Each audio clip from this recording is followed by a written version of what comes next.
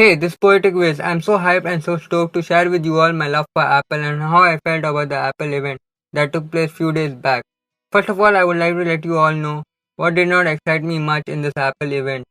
The new Apple Card Family Exchange. It's just now you have the ability to share your Apple Card with your children and loved ones. As the rumors pointed out, we got podcast pledge. It's all great, but a bit mad to be frank. Apple spotlight towards the AirTag. This is something that's not for me. The only product after AirPod Pro Max that does not excite me. Now coming to something we all have mixed feelings about. The overhaul of iMac design. Colorful pastel colors filled with dual tone design. I personally did not like the design. The first glimpse of it made me feel meh, and the mixed white with the dual tone design made it feel even more worse. To the point I feel like the old design is great, or just should have stick to the black color, than going all white with no space gray option. It makes it feel even more unbearable to even talk about the iMac at this point. Apple at this point could have done way too many things with its choice of colors, even if design might not be the right fit in our eyes visually. All I'm saying is I do understand the reason why Apple went with this design language for the iMac, but they could have made the iMac look classy. The color of the iMac could have been only one shade. Overall, we see in the iPod Touch and the iPad Air up to some extent, then have the pastel colors added in the front and back all colorful as we like to have seen in the front as well, with a black screen, perhaps with Apple logo in the center.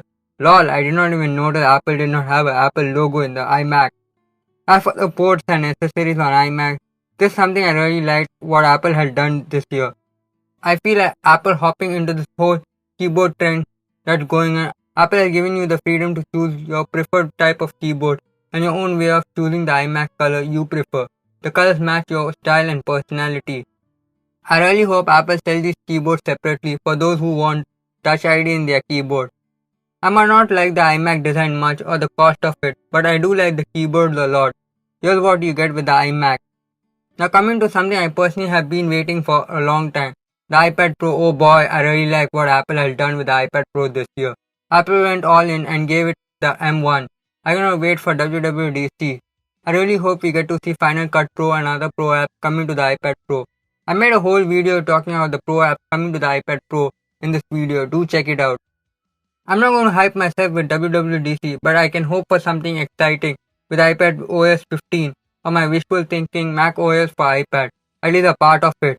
The reason I'm not hyping myself with Pro apps coming to iPad Pro since Luma Fusion already has given a sneak peek at what we can expect for the upcoming major update in the next few months and for some of the features it has mentioned.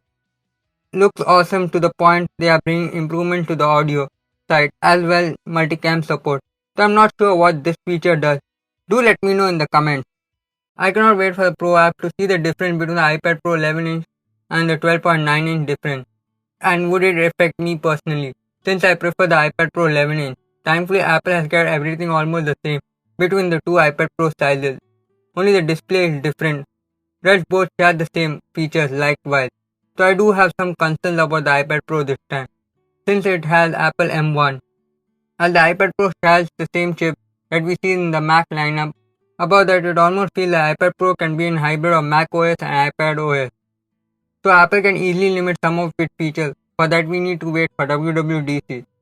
The other thing to keep in mind is the heat issue and how well the RAM is going to function well with the OS. Rest should be fine for most part. For me personally, it would be interesting to see how well 8GB RAM would perform on the iPad Pro M1 in Luma Fusion for long video editing as in this video might be doing. Here's what we get with the iPad Pro. I'm a bit curious and a bit pushy on how well Thunderbolt will feel on the iPad Pro since I'm clueless about Thunderbolt, but I do know this could help in external desktop support which is not available as required in the previous two iPad Pro models. As for the new feature Apple calling Center Stage, I'm glad Apple did not need to do anything extra with the design. Just try to make use of the space and the design they already have available to them. This might be helpful for me a lot, but I wish to see this feature come to the iPhone, as that would help solo creators like me and many others. I really like what Apple has done with the iPad Pro this year, and I hope they continue to listen to us. And I really like the new purple color iPhone, so I somewhere knew Apple would bring it, but never thought so soon. Do let me know what you are buying for yourself, or what made you excited about this Apple event. For me, it's the iPad Pro. Till then, this is your poetic will. Do like, comment and subscribe to this channel for awesome video. Live your dreams.